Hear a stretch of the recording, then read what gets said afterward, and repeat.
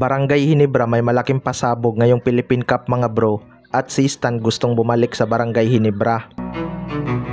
So isa nga sa sinayang ng Barangay Ginebra mga bro itong si Stan. Humina talaga sa ilalim ang Barangay Ginebra simula nang matrade itong si Stan sa Terra Firma Jeep. Although tumaas nga ang playing time ni Japit Aguilar at nailabas ang kanyang pagiging athletic, pero humina nga sa depensa itong Barangay Ginebra mga bro.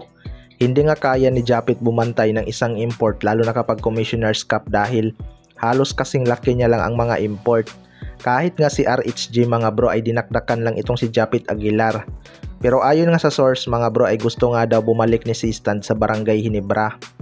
Well, para sa akin mga bro, madali lang talagang makabalik itong si Stan sa Barangay Ginebra. Nag-expired na nga ang kanyang kontrata last year pero hindi naman ito pumirma ng extension.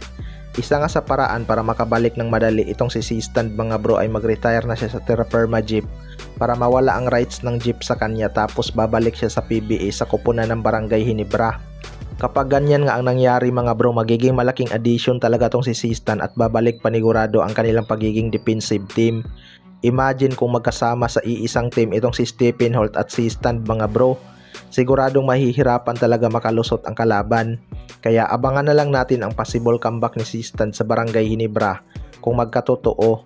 Sa kabilang banda naman mga bro, Barangay Ginebra may malaking pasabog ngayong Philippine Cup. Ito ngang Barangay Ginebra ay gutom na sa kampyonato mga bro. Biglang ang nawala ang kanilang lakas matapos ang kanilang 7 magkakasunod na taon na laging champion at magtatlong taon na nga silang bigo makuha ulit ang championship. Ngayon ngang Philippine Cup ay inaasahan na makakabawi na sila dahil kung titingnan natin ang kanilang lineup, isa talaga sila sa mga team to beat. Lagi naman silang umaabot ng finals pero kinukulang talaga sila kapag kalaban nila ang TNT tropang Giga. Ngayong Philippine Cup nga daw mga bro ay may malaking pasabog itong Barangay Ginebra. Ngunit hindi pa nga natin alam kung ano ito. Well, para sa akin mga bro, baka may babaguhin sila sa kanilang lineup o sistema. Matunog din kasi ang posibleng paglipat ni Chris Newsome. Isa nga sa kanilang kahinaan ngayon ay ang depensa mga bro. Tamad gan dumipinsa ang kanilang ibang player at hinahayaan lang makalusot ang kalaban. Masyado ding nag-o-overpassing ang Barangay Ginebra na nagre-resulta ng turnover mga bro. Malaking impact talaga ang kanilang nagagawang turnover lalo na kapag nako-convert ng kalaban dahil nasasayang nga ang kanilang ball position. Ilang araw na lang din magdi-debut na nga itong Barangay Ginebra kaya kaabang-abang talaga ang kanilang pagbabalik.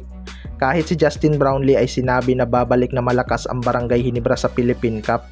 Kaya abangan na lang natin kung ano ang magandang pinaplano ng Barangay Ginebra ngayong Philippine Cup.